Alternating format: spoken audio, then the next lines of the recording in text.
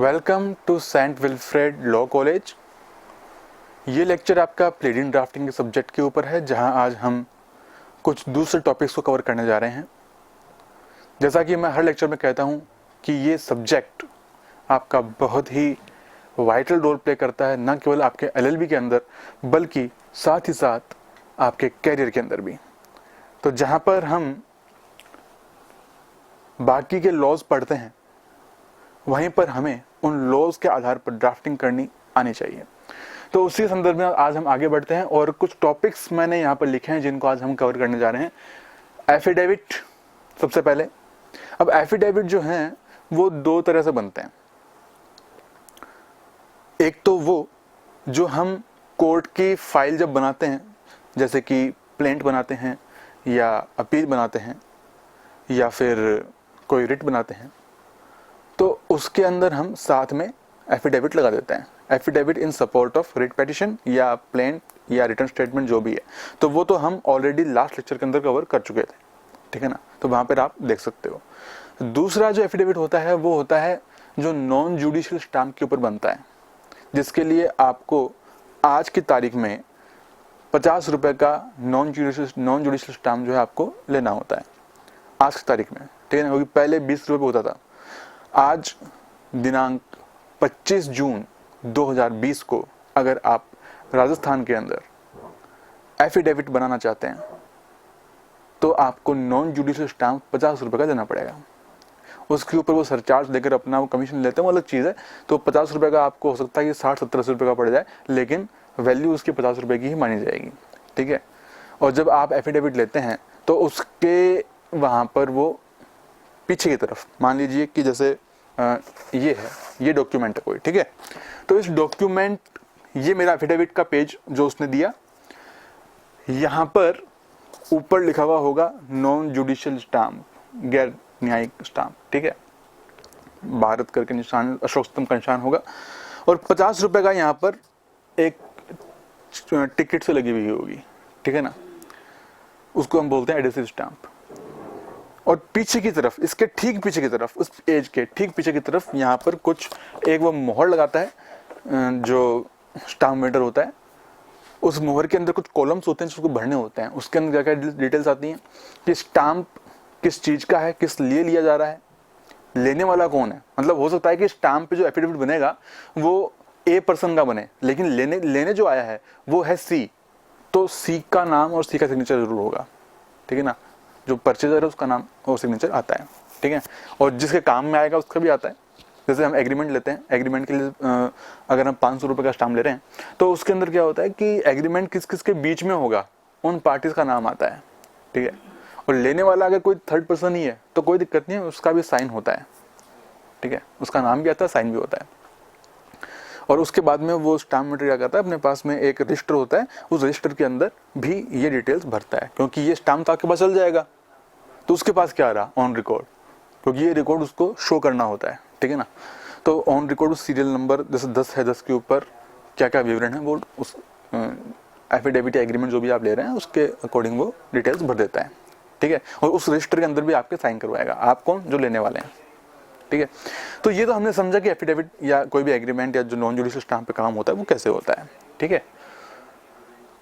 तो judicial papers जो बनते हैं उसके अंदर एफिडेविट कैसे बनेगा वो हम लास्ट लेक्चर में कवर कर चुके थे। आज हम एफिडेविट का दूसरा रूप जो नॉन जुडिशियल स्टैम्प है उसके बारे में बात करते हैं। तो मैं यहीं पर आपको थोड़ा सा आइडिया दे देता हूं कि कैसे कैसे होता है।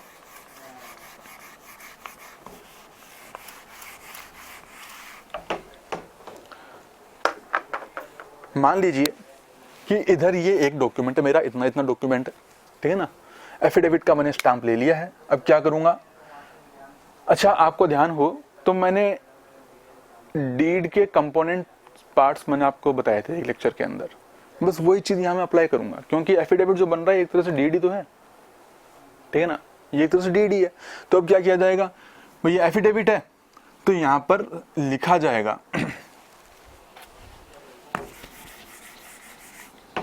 यहाँ पर लिखा जाएगा, जहां पर मैंने आपको बताया था कि वहां लिखा होता है भारतीय गैर न्यायिक स्टैम्प करके, तो उसके ठीक नीचे यहाँ पर जो खाली जगह होगी उसके अंदर हम लिखते हैं एफिडेविट। या हिंदी में शपथ पत्र, जो भी आप लिखना चाहें। देखिए मैं मान के चल रहा हूँ कि मेरे पास डॉक्यूमेंट इतना ही है, जिसमें ऊपर तो वो भारतीय गैर न्यायिक वगैरह लिखा होता है, यहाँ स्टाम्प लगा होता है, वो सब ठीक है, लेकिन उसके नीचे जो खाली जगह होती है उसके अंदर क्या होता है, हो सकता है आपको इतना ना दिखे इस वीडियो में, लेकिन मैं जो कहना चाहता हूँ और जहां मैं लिख रहा हूँ थोड़ा उसके ऊपर फोकस करिए ताकि आपको आइडिया हो जाए। ठीक है, अब एफिडेविट है तो एफिडेविट किसका है भाई? अगर किसी का नाम सोहन लाल है तो सोहन लाल का नाम आएगा, और सिर्फ नाम ही नहीं, उसका पूरी डिटेल आएगी। जैसे कि अच्छा, एफिडेविट किस पर्पस के लिए दिया जा रहा है, चाहो तो आप यहीं पे लिख दो और चाहो तो अंदर कंटेंट्स में भी लिख सकते हैं, ठीक है ना। तो अपन मान लेते हैं कि अपन अंदर कंटेंट्स में लिख रहे हैं, तो यहाँ पर अपन सिंपल लाइन लिख देंगे कि आई सोहन लाल, पूरा नाम आएगा, सोहन लाल सरनेम जो भी लगाता है, सन ऑफ जो भी है, एज कितनी है वो लिखेंगे। अच्छा, यहाँ पे एज का मतलब जो ऑन रिकॉर्ड हो, ठीक है ना। रियल एज आपकी कुछ भी होगी उसका मतलब नहीं है, जो ऑन रिकॉर्ड है उससे। कई बार क्या होता है कि लोग अपनी उम्र 1 साल 2 साल या तो कम लिखा देते हैं या ज्यादा लिखा देते हैं, तो जो ऑन रिकॉर्ड है जिसको आप प्रूव कर सकें, एज, रेजिडेंट ऑफ, बाइक कार्ड लिख देना, कोई बात नहीं, और एड्रेस मतलब परमानेंट एड्रेस तो आएगा ही, करंट एड्रेस अगर आपका दूसरा है तो वो भी आएगा। Do hereby state on oath as under that करके अब यहां पर नंबर 1 दैट, इसमें भी दैट करके लगाते हैं।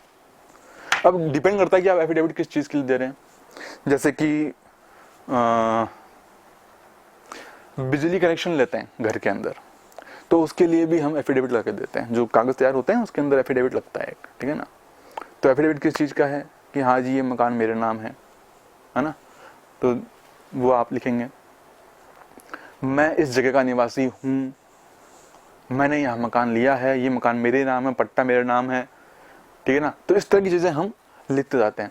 तो वो कितने पैराग्राफ बनाने हैं वो आपके ऊपर डिपेंड करता है।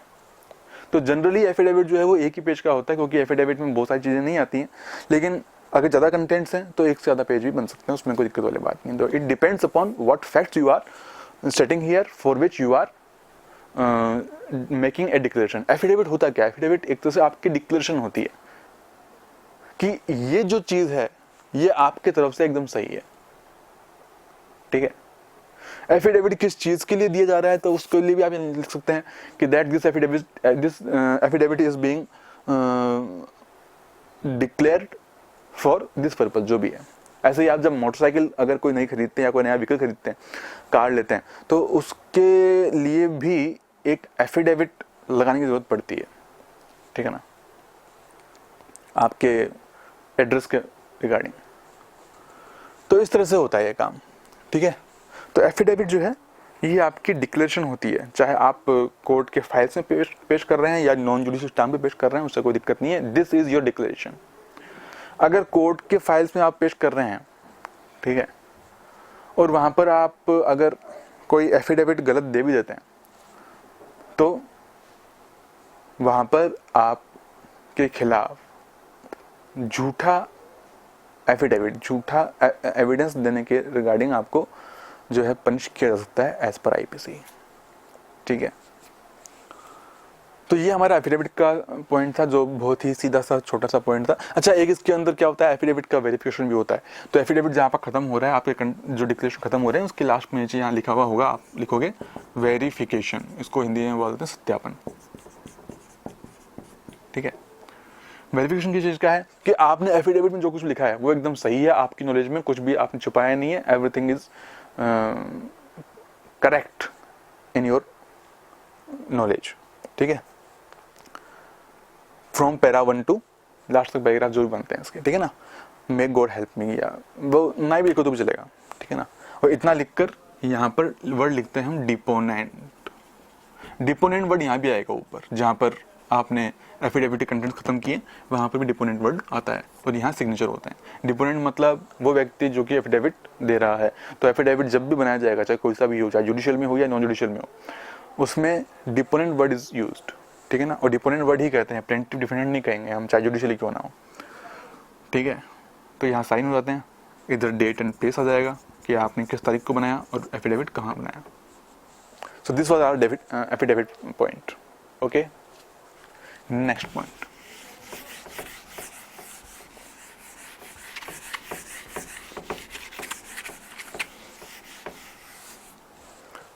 Execution application.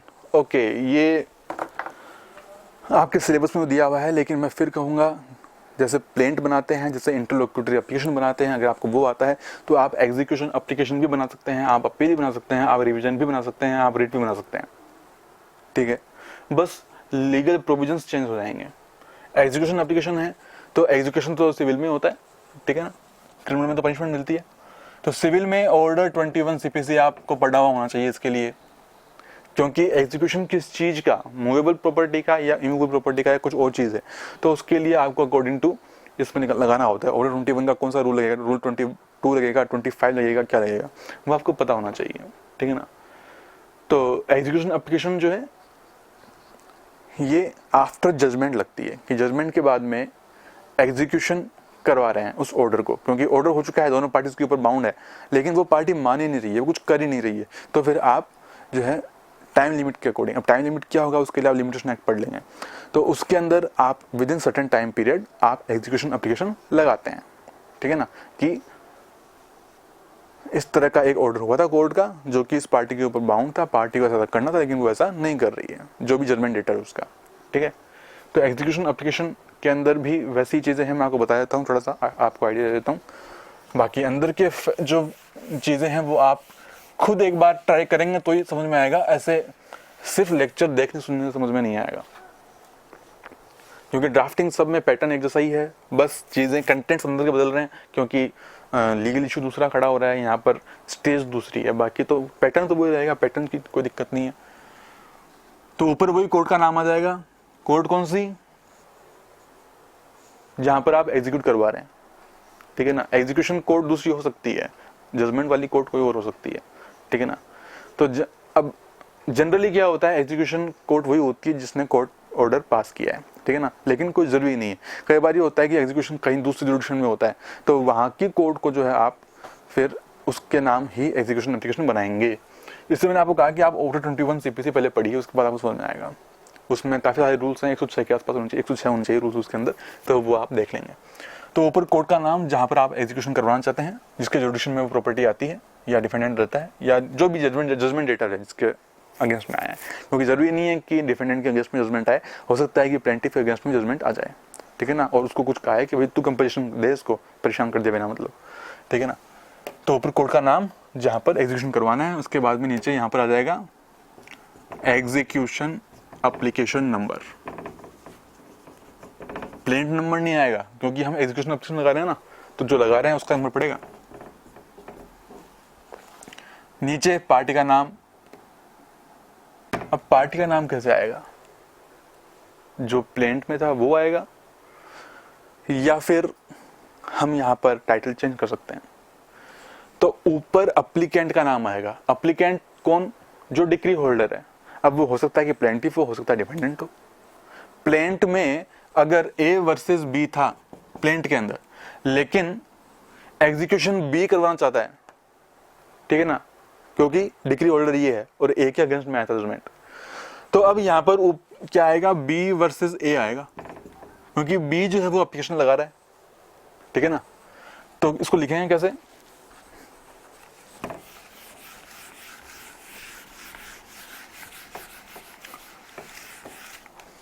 इसको हम लिखेंगे जैसे किसी का नाम राम है तो राम सन ऑफ श्री, जो भी नाम है इसका, एज अबाउट करके, एड्रेस रेजिडेंट ऑफ. ठीक है.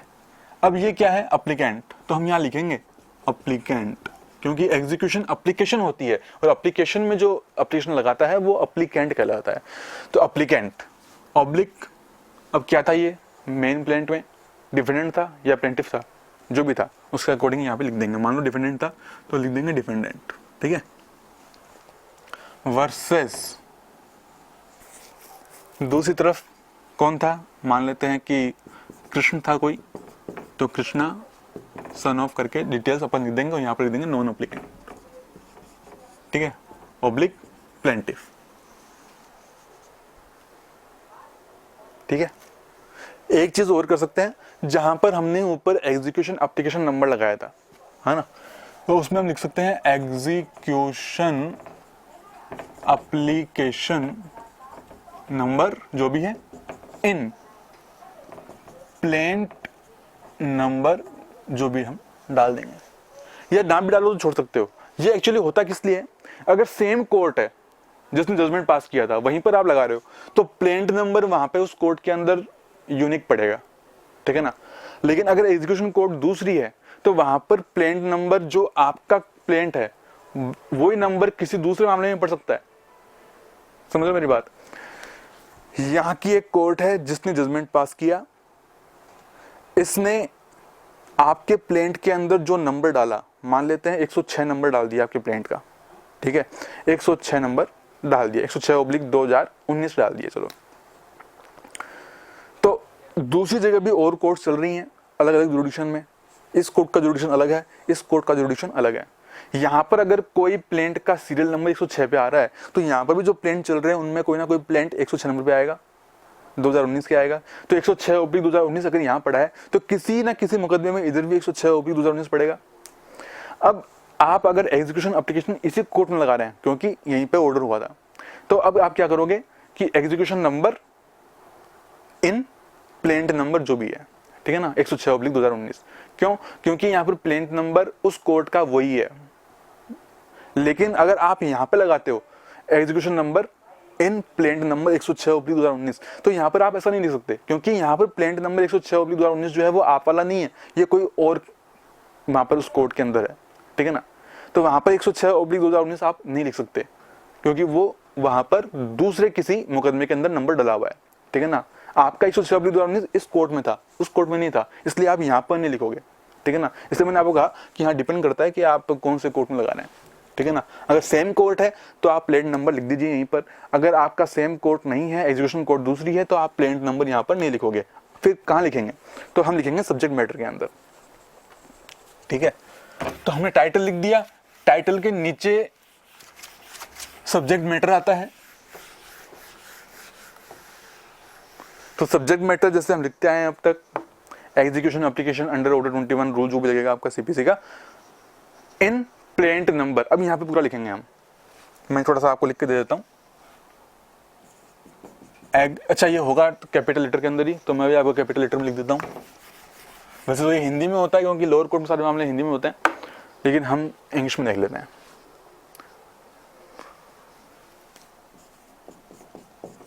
एग्जीक्यूशन एप्लीकेशन, ये बन रहा है सब्जेक्ट मैटर, ठीक है ना। Execution application under order 21 rule, जो भी रूल लगता है, मान लीजिए 25 लगता है तो rule 25 of the code of civil procedure 1908। अब ये एग्जीक्यूशन एप्लीकेशन लगाई किस में है, तो हम लिखेंगे in, continue, in plaint number 106/2019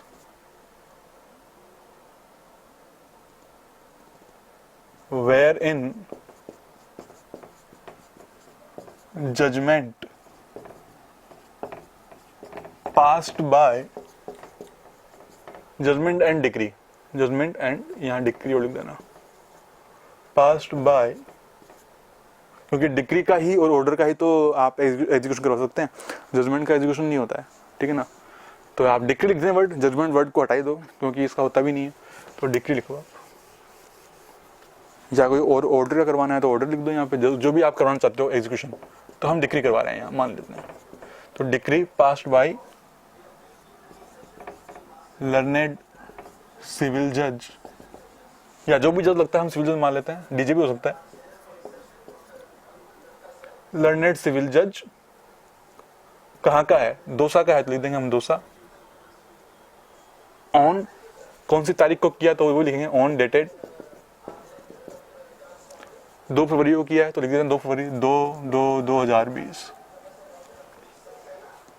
क्योंकि 2019 का मुकदमा है तो जरूरी नहीं कि 2019 के अंदर सल्टा हो सकता है 2020 में सल्टा होगा, ठीक है ना। तो इस तरह से हम सब्जेक्ट मैटर लिखते हैं, ठीक है ना, हर एक मुकदमे में। और फिर नीचे वही मेट प्लीज लॉर्डशिप करके फिर सारे पैराग्राफ जैसे हम करते आए हैं अब तक, और फिर वापस वही एफिडेविट वगैरह सब उसमें लगता है, ठीक है। तो प्रेयर हम लिख देंगे, इसमें ग्राउंड लिख देंगे, प्रेयर लिख देंगे, और एक बात वो भी लिखेंगे कि प्रॉपर कोर्ट फीस पे लिखा है और जुडिक्शन में आता है कैसे आता है वो सब हम लिखेंगे, ठीक है ना। तो डिटेल्स हम पूरी यहाँ लिख देंगे कि कोर्ट ने उस कोर्ट ने इस तरह का एक ऑर्डर हमारे इस फेवर में किया था, इसमें मुकदमा ये था वो था ये था, वो सब लिखकर आप फिर बाद में ड्राफ्टिंग कर देंगे। तो थोड़ा सा आप करके देखिए तभी आपको समझ में आएगा, ऐसे बिना किए समझ में नहीं आएगा।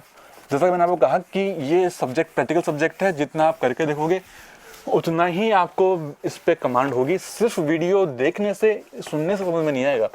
यहाँ पर मैं आपको गाइड कर सकता हूँ, आपको पैटर्न बता सकता हूँ, लेकिन जितना आप करोगे उतना ही समझ में आएगा, आपको ऐसे समझ में नहीं आएगा। तो थोड़ा थोड़ा करके देखो। नेक्स्ट टॉपिक हमारा मेमो ऑफ अपील।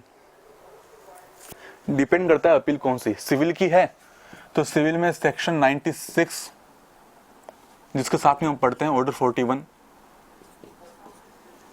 सीपीसी में फर्स्ट अपील है। तो अगर सेकंड अपील है तो सेक्शन 100 लगता है जिसके साथ में हम ऑर्डर 42 सीपीसी पढ़ते हैं, ठीक है।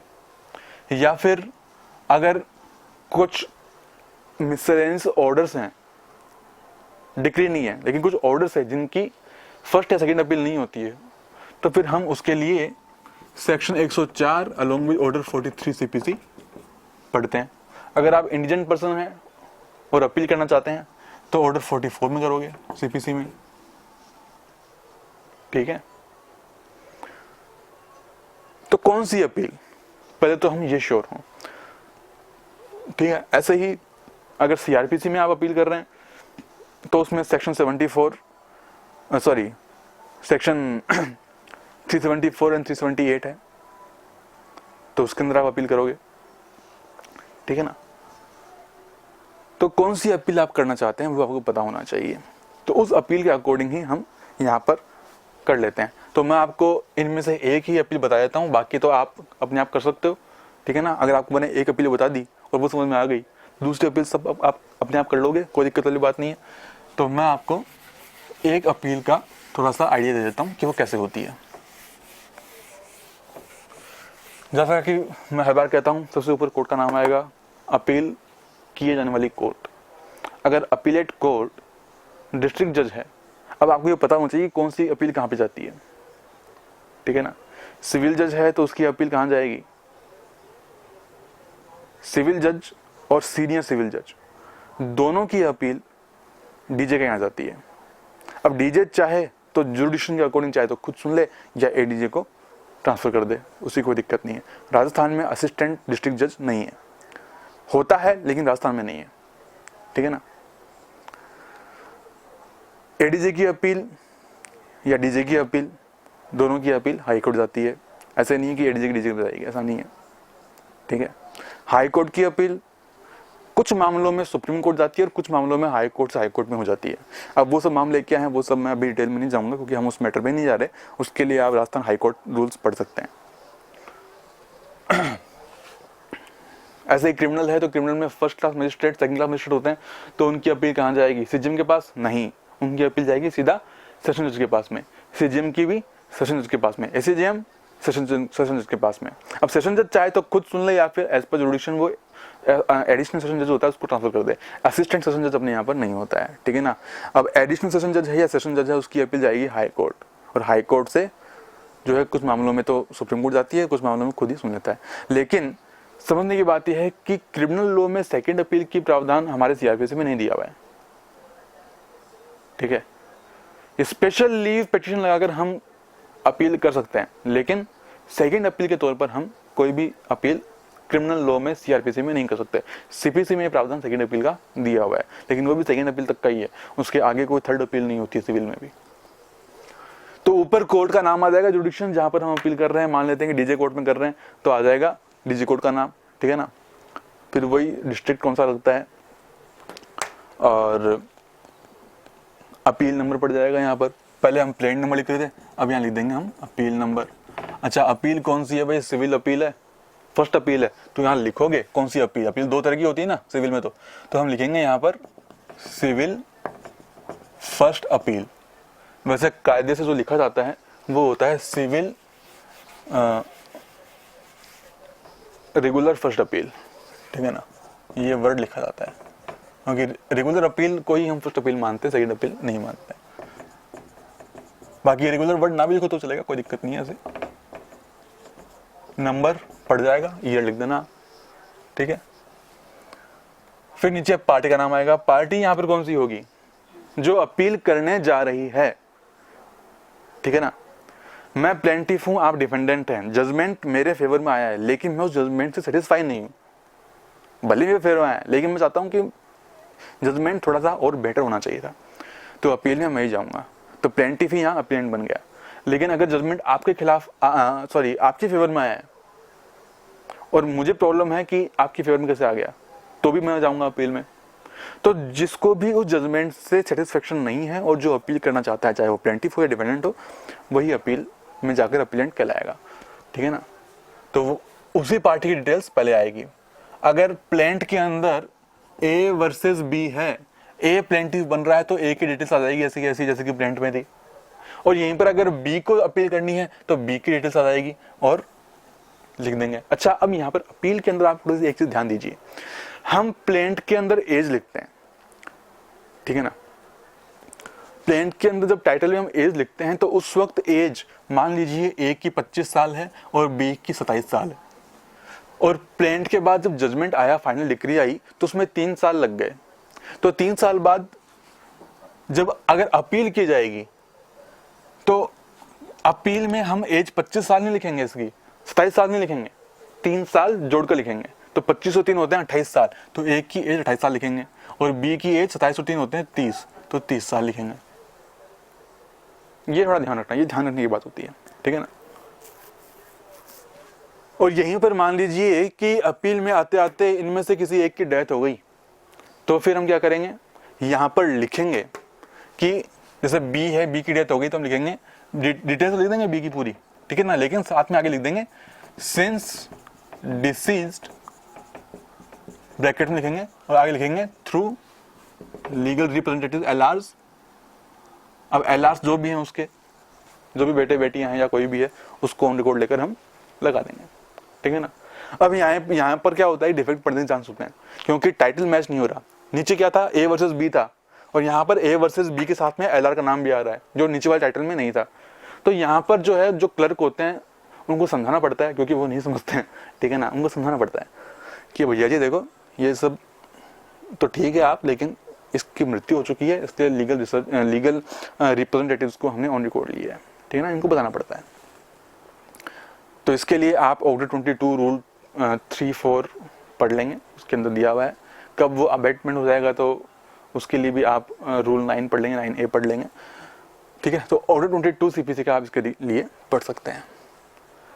क्रिमिनल में ऐसा नहीं होता। क्रिमिनल में अगर डेथ हो गई तो प्रोसीडिंग क्वेश्चन हो जाएगी, क्योंकि क्रिमिनल में कंपेंसेशन दिलवा नहीं रहे, हम तो पनिशमेंट दिलवाते हैं, इसलिए प्रोसीडिंग ही क्वेश्चन हो जाएगी।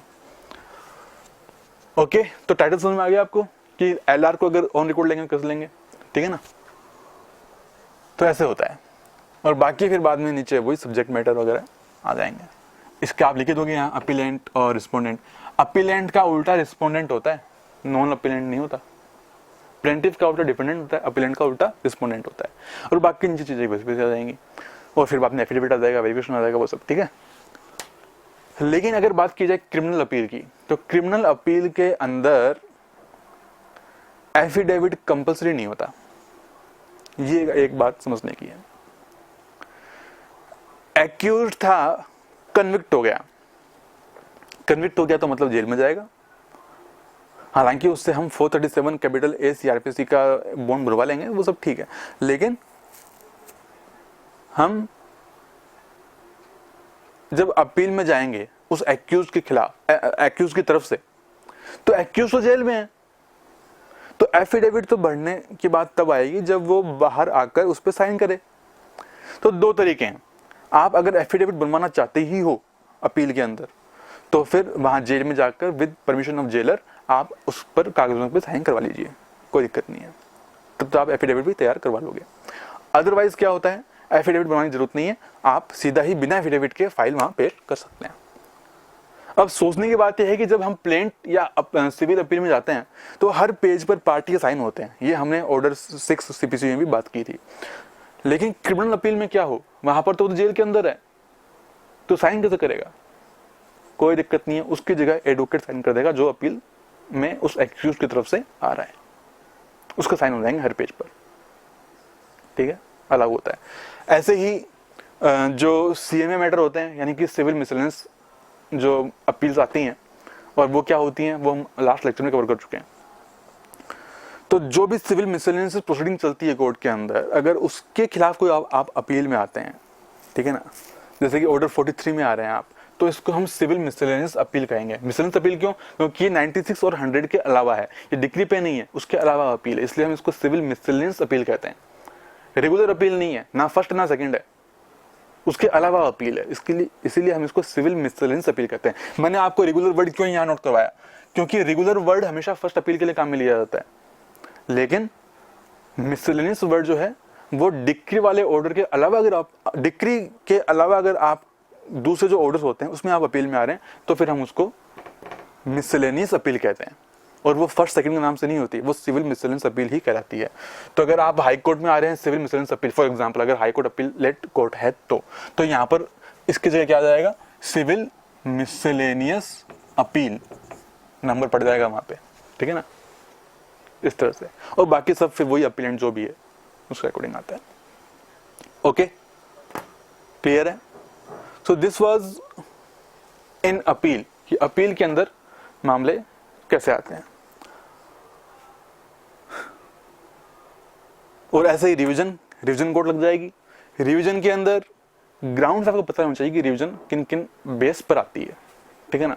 तो रिवीजन के ग्राउंड्स आप कहां देखोगे, अगर सीआरपीसी में देख रहे हो तो 397 पढ़ लेना, साथ में आप पढ़ोगे 401 एंड 399। 397 जो है ये सब्सटेंशियल प्रोविजन है, 401 और 399 ये प्रोसीजरल प्रोविजन है। अब सीआरपीसी में सब्सटेंशियल प्रोविजन कैसे आते हैं तो वो आप सीआरपीसी लेक्चर के अंदर देख लेंगे, ठीक है ना। और अगर आप सिविल में आ रहे हैं तो सिविल के अंदर सीपीसी में रिवीजन के लिए आप आओगे सेक्शन 115, इसका ऑर्डर नहीं होता, सेक्शन ही है, ठीक है ना। तो उनमें से कौन सा ग्राउंड आप उठाना चाहते हो उसके अकॉर्डिंग यहाँ पे आ जाएगा। रिवीजन के अंदर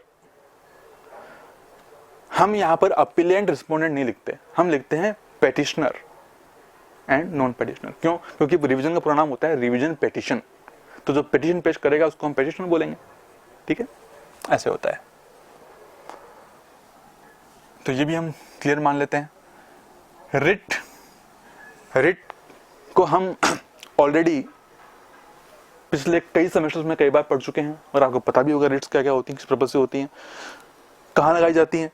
तो मैं पर्सनली फील नहीं कर रहा अभी कि मैं आपको इस बारे में कुछ बताऊं, क्योंकि आपको मैंने ड्राफ्टिंग बता दी है, मैंने आपको प्लेंट बता दिया, आपको मैंने अपील्स बता दी हैं, तो आपको मेरे ख्याल से रिट की भी ड्राफ्टिंग समझ में आ चुकी होगी, ठीक है ना। इसमें बस वैसा होता है, बस हाई कोर्ट या सुप्रीम कोर्ट लगेगा, इतनी सी बात है, ठीक है ना।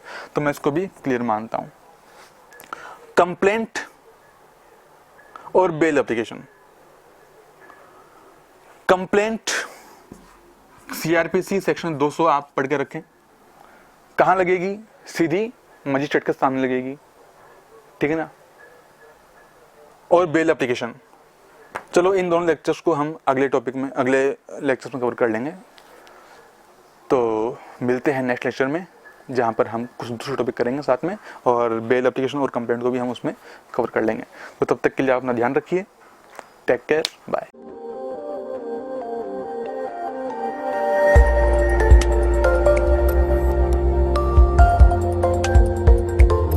At St. Wilfrid College of Law, Sector 10, Meera Marg, Madhyam Marg, Jaipur, Rajasthan.